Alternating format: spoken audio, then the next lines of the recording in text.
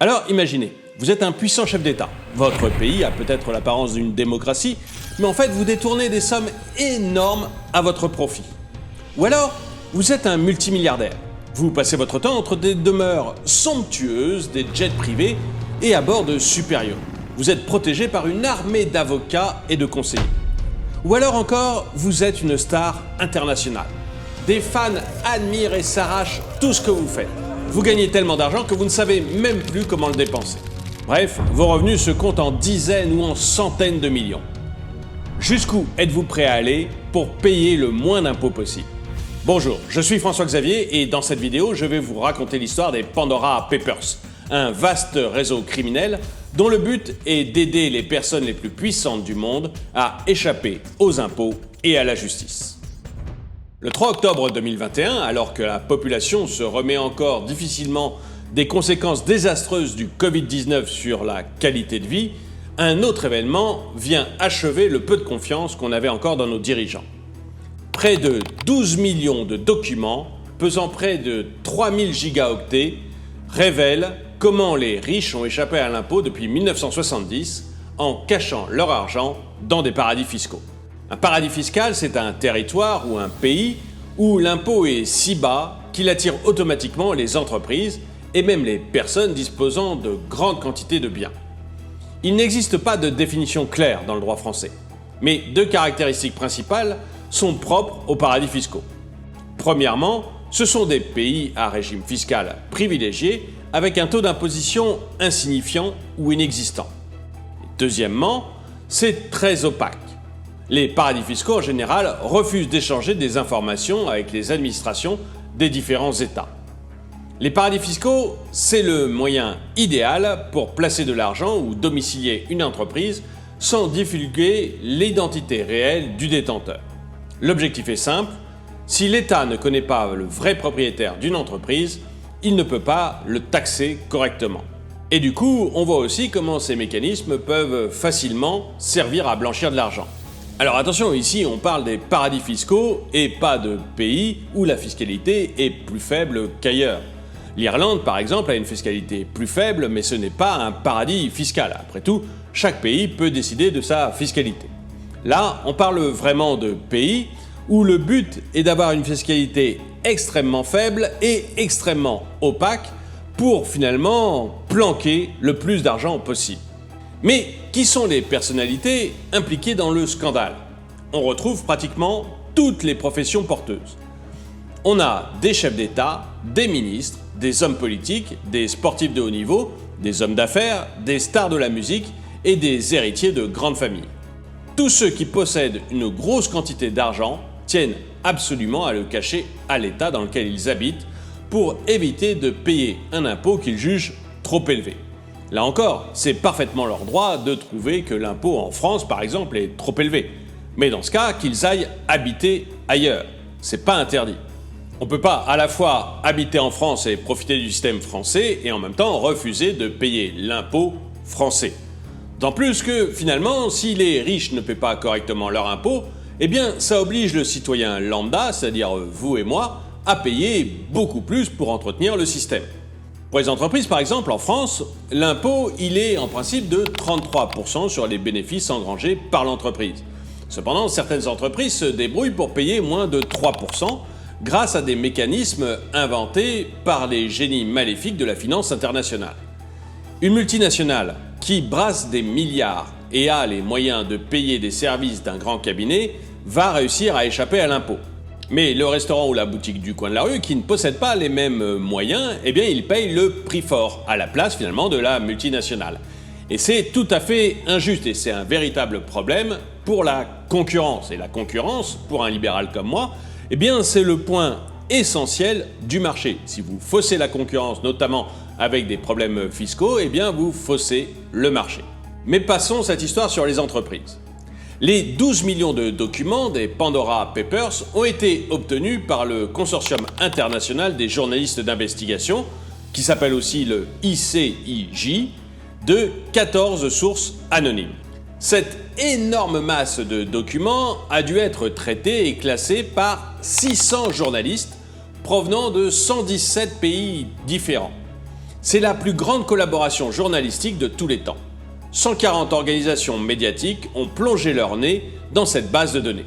Parmi eux, certains des meilleurs journalistes d'enquête du monde.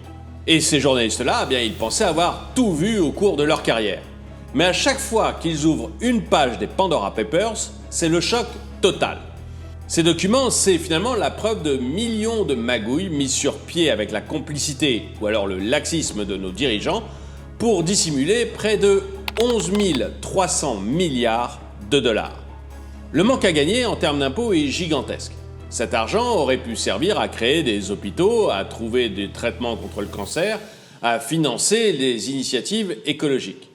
Au lieu de cela, il dort dans des paradis fiscaux, servant de temps à autre à acheter des villas luxueuses, qui peut à la limite se comprendre, ou alors carrément à acheter des armes pour déstabiliser des petits pays, ce qui est déjà nettement moins justifiable. Mais n'allez pas croire que le phénomène est complètement nouveau ou étrange. Bien au contraire. Vous vous souvenez probablement encore des Swiss Leaks ou des LuxLeaks ou des Paradise Papers ou des Panama Papers. Tous étaient déjà des scandales de fraude fiscale, d'évasion fiscale ou de blanchiment d'argent. À l'époque, les dirigeants du monde s'étaient dit scandalisés et avaient juré de tout faire pour étouffer ces pratiques qui forcent finalement le citoyen ordinaire à payer plus d'impôts qu'il ne devrait. Juste avant les Pandora Papers, on avait eu les Paradise Papers en 2017.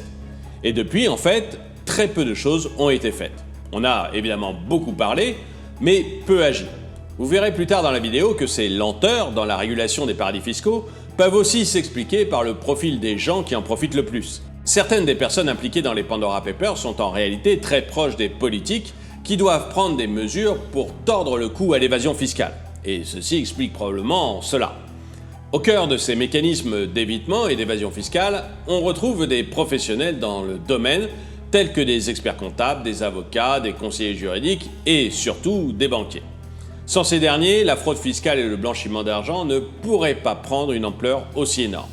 D'ailleurs, de nombreuses personnes ont appelé à la fermeture pure et simple de certaines banques. Mais mettez-vous à la place d'un dirigeant. Vous êtes le chef d'un État dont des millions de citoyens possèdent des comptes dans une banque. La banque est solide, elle a l'air très importante, et peut-être même que le propriétaire de cette banque a financé votre campagne électorale.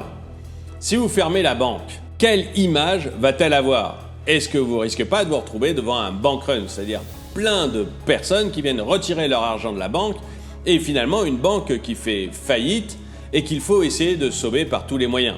On a déjà vu que les faillites de banques, ça peut produire des catastrophes, même au niveau international.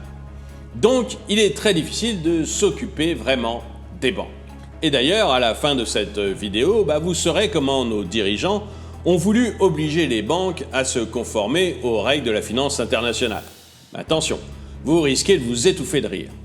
Alors, quels sont les chiffres des Pandora Papers? Asseyez-vous confortablement pendant cette partie qui donne le vertige. Ici, on parle essentiellement en termes de centaines de millions, voire de milliards d'euros. Même les dirigeants de certains pays dits pauvres négocient leur place dans ces paradis fiscaux à coût de centaines de millions. À votre avis, à partir de combien pouvez-vous prétendre faire appel au service d'un cabinet de conseil pour cacher votre argent? En réalité, personne ne le sait vraiment, et c'est vous dire le niveau d'opacité de ces paradis fiscaux. Malgré le travail de 600 journalistes qui ont demandé de l'aide à des dizaines d'experts du domaine financier, on n'a pas pu déterminer exactement la quantité d'argent cachée dans les paradis fiscaux. Mais avant de plonger dans l'énorme tourbillon de chiffres engendrés par cette affaire, il y en a qui doivent principalement retenir votre attention. 11,9 millions. C'est le nombre exact de documents qui ont dû être décortiqués, analysés et classés par les enquêteurs. On estime entre 5 600 et 32 milliards de dollars la quantité d'argent ayant échappé à l'impôt. Même en appliquant le taux d'imposition le plus bas de l'OCDE, qui est celui de la Hongrie, à 8,5%, on obtient entre 476 et 2720 milliards de dollars d'impôts qui ne sont pas dans les caisses de nos États. Et je vous laisse calculer ce que l'État peut financer avec tout cet argent.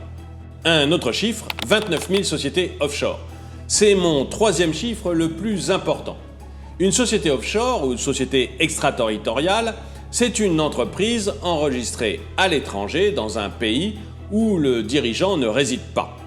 Et là encore, ce qui est choquant, ce n'est pas d'avoir une société dans un paradis fiscal. Après tout, si vous voulez aller ouvrir votre entreprise dans un paradis fiscal et y habiter vous-même, je vois pas de problème. Par contre, créer une société de toutes pièces, une société fantôme, dans un paradis fiscal sans qu'il y ait de réelle activité dans celui-ci, c'est ça qui est choquant. Et dans les sociétés offshore des Pandora Papers, eh bien on retrouve les paradis fiscaux qui sont déjà connus. Et ce qui est encore plus choquant, eh bien c'est que même les États-Unis apparaissent là comme une plaque tournante de l'argent sale mondial. On se rappelle pourtant avec quelle énergie le pays pourchassait les multinationales européennes et asiatiques pour blanchiment d'argent. Et vous verrez un peu plus tard que le pays de l'oncle Sam n'est finalement pas un exemple en termes de lutte contre la finance noire. Revenons un instant sur les 11,9 millions de documents. D'où venaient-ils à votre avis ? Qui a pu avoir autant de documents confidentiels sur autant d'organisations financières ? Vous l'avez sûrement deviné, eh bien ce sont les employés de 14 services financiers organisant la fraude qui ont laissé fuiter ces documents. On peut y retrouver près de 6 millions de documents Word, 3 millions d'images, 500 000 feuilles de calcul, 6 000 fichiers vidéo et audio, 8 000 PowerPoint et bien d'autres types de documents. Près de 350 politiciens sont mouillés dans ce scandale, dont 35 dirigeants de 90 pays. Les 5 continents sont impliqués, dont en première position l'Asie, l'Europe et l'Amérique bien sûr. Sans surprise, les monarchies à la recherche de coffres-forts discrets pour leurs pétrodollars ont également une place de choix dans les paradis fiscaux. Par exemple, le roi de Jordanie a dépensé 70 millions de livres sterling, soit un peu plus de 83 millions d'euros, pour acquérir des propriétés au Royaume-Uni et aux États-Unis à travers des sociétés détenues secrètement dans les paradis fiscaux. En Azerbaïdjan, la famille au pouvoir a dépensé plus de 400 millions de livres sterling, soit près de 474 millions d'euros, pour acquérir des propriétés immobilières de luxe. Le Premier ministre de la République tchèque, lui, a créé une société écran pour acheter 2 villas de haut standing en France pour un montant de plus de 14 millions d'euros. Je vous l'avais dit au départ, les dépenses ici se font en dizaines de millions d'euros. Dans toutes ces transactions, les banquiers, les cabinets d'avocats touchent des primes faramineuses. Tout le monde est content, sauf Monsieur Tout-le-Monde, qui ne sait pas encore comment il va payer son loyer à la fin du mois. Vous me suivez bien depuis le début. À votre avis, quel est l'outil principal utilisé pour dissimuler de l'argent dans les paradis fiscaux ? Si vous avez répondu les banques, c'est que vous êtes excellent. Mais si vous avez répondu des sociétés offshore, alors vous êtes carrément un génie. Si la société offshore était une épée, la banque serait le fourreau qui sert à dissimuler sa dangerosité. Un service financier en particulier est très prolifique dans la création de sociétés offshore illégales. Sur les 29 000 créées pour cacher l'argent des riches, Alcogal, à lui seul, a créé au moins 3 926 sociétés offshore. Autre question, est-ce qu'il y a encore quelque chose qui vous surprend sur nos politiciens ? Seriez-vous prêt à mettre votre main au feu que les dirigeants de notre pays sont honnêtes et blancs comme neige ?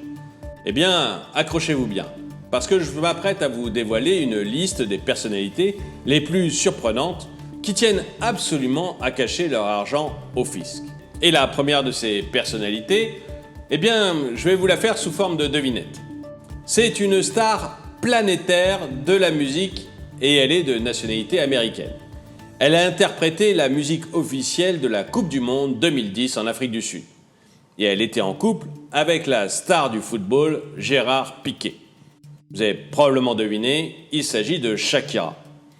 Le 29 juillet dernier, on a appris que le parquet espagnol demandait plus de 8 ans de prison contre Shakira pour fraude fiscale. La star aurait déclaré vivre dans les Caraïbes. Pourtant, elle vivait bel et bien en Catalogne. Elle aurait ainsi soustrait près de 24 millions d'euros au fisc espagnol entre 2012 et 2014. Bref, après avoir appris que Gérard Piqué l'a trompé avec une gamine de 20 ans, Shakira risque maintenant de perdre plus gros encore que sa relation avec la star du foot. Autre personnalité que vous connaissez sûrement, et qui dissimule énormément d'argent. Depuis le début du conflit armé entre l'Ukraine et la Russie, Zelensky, président ukrainien, est probablement devenu l'une des personnes les plus adulées sur Terre. Mais les gens savent-ils que le super-héros qui défend son pays face à l'envahisseur russe et qui y met énormément d'énergie a aussi mis beaucoup d'énergie à se soustraire à l'impôt. Il avait pourtant été élu à la tête de son pays en 2019 pour combattre ces pratiques illégales. Mais on apprend dans les Pandora Papers que l'homme fort de Kiev a acheté 3 appartements dans le centre de Londres pour une somme de 7,5 millions d'euros. Et comme tous les autres, il s'est servi d'une société offshore. Dans la liste, on retrouve également les dirigeants de pays très pauvres comme Ali Bongo du Gabon, qui détient des sociétés écrans dans les îles Vierges britanniques pour cacher les masses d'argent détournées du pays qu'il dirige depuis la mort de son père. Pourtant, au Gabon, un petit pays d'Afrique centrale, on manque d'eau potable, d'écoles et d'hôpitaux de qualité. Ensuite, il y a Uhuru Kenyatta, j'espère que je prononce bien, président du Kenya, dont la famille est propriétaire de 6 fondations offshore enregistrées au Panama. Le président s'en sert pour dissimuler des biens estimés à plus de 30 millions de dollars. Une somme d'argent qui serait peut-être bien utile au Kenya, qui manque cruellement de ressources. Denis Sassou Nguesso, le président congolais, détient également la Inter-African Investment Company depuis plus de 20 ans. Cette société écran et une autre appelée Ecoplan Finance sont propriétaires majoritaires de la société de BTP congolaise Eskom Congo. Cette dernière bénéficie de droits dans les mines de diamants du pays. Et les bénéfices vont directement aux îles Vierges britanniques. Le Congo possède un sous-sol très riche, mais les populations vivent dans une misère révoltante. Nakib Mikati, Premier ministre libanais, serait également le propriétaire d'une société offshore, Esville Investment, créée au Panama en 1994. Il va l'utiliser pour acquérir une propriété de 10 millions de dollars à Monaco en 2008. L'émir qatari Tamim Ben Hamad Al Thani bat tous les records. À l'aide de 2 sociétés enregistrées aux îles Vierges britanniques, l'homme achète de très nombreuses propriétés de luxe à Londres. Par exemple, le groupe de manoirs du One Cornwall Terrace, et qui est évalué à 110 millions de dollars, lui appartient. Et vous avez pas mal d'autres personnalités très connues dans ces Pandora Papers. On cite par exemple Elton John, Tony Blair, DSK ou Pierre Castel. L'objectif de tout ce beau monde, c'est de payer le moins d'impôts possible. Pourtant, quand on parle par exemple de DSK ou de Tony Blair, ou des dirigeants des pays que j'ai cités, on compte plutôt sur eux pour mettre fin à l'évasion fiscale. Tony Blair, ancien Premier ministre britannique, a par exemple esquivé un impôt de 350 000 € dans le cadre de l'achat d'une propriété de luxe à Londres. En effet, monsieur et madame Blair ont acheté une propriété de 7,3 millions d'euros. Sur cette somme, ils auraient dû payer 350 000 € d'impôts. Mais ils ne l'ont pas fait. Bien sûr, ils ont tout nouillé en bloc.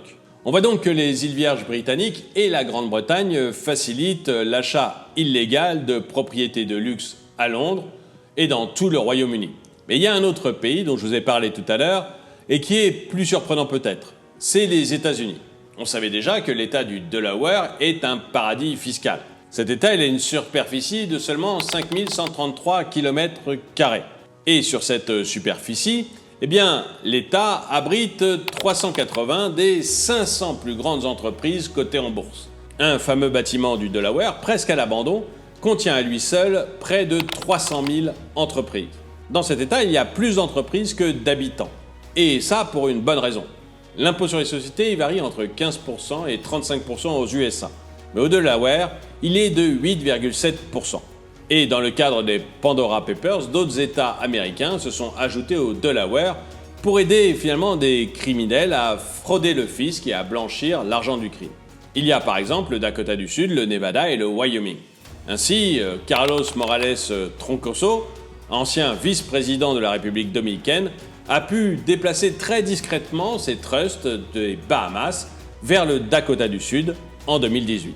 Et les réactions que l'on peut voir à la suite de la publication de ces Pandora Papers, elles sont assez étonnantes.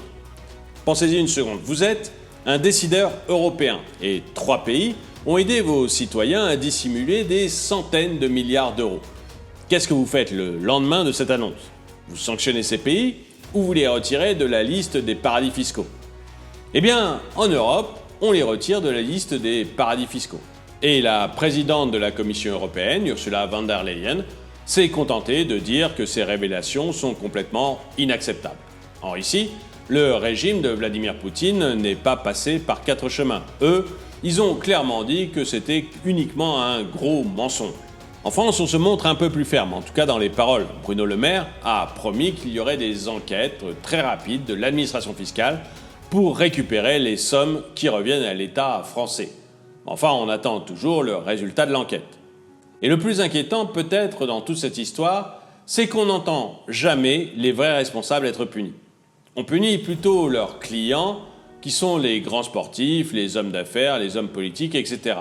Mais les intermédiaires, tels que les banques, les institutions financières, les avocats, les comptables, les agents immobiliers, les notaires qui organisent cette évasion fiscale, eh bien, s'en tirent toujours à très bon compte. Pour punir les banques, on se contente de leur demander de créer un poste de lanceur d'alerte interne. Ce serait donc une personne qui dénoncerait toutes les mauvaises pratiques au sein de la banque et qui serait salarié de la banque. Comme si un salarié d'une banque irait dénoncer sa propre entreprise aussi facilement. Et vous, qu'est-ce que vous en pensez? Est-ce que vous êtes d'accord avec moi pour dire qu'il y en a marre de voir que des sportifs, des milliardaires et des politiciens échappent aux impôts en fuyant via des paradis fiscaux que tout le monde connaît? Ou est-ce que vous pensez que c'est normal et qu'après tout, s'il y a des paradis fiscaux, c'est qu'il y a des enfers fiscaux? Dites-le moi dans les commentaires. Et quant à moi, eh bien, je vous remercie d'avoir regardé cette vidéo, mettez-lui un pouce vers le haut, commentez-la, partagez-la. Merci à tous ceux qui soutiennent la chaîne et je vous dis à très bientôt.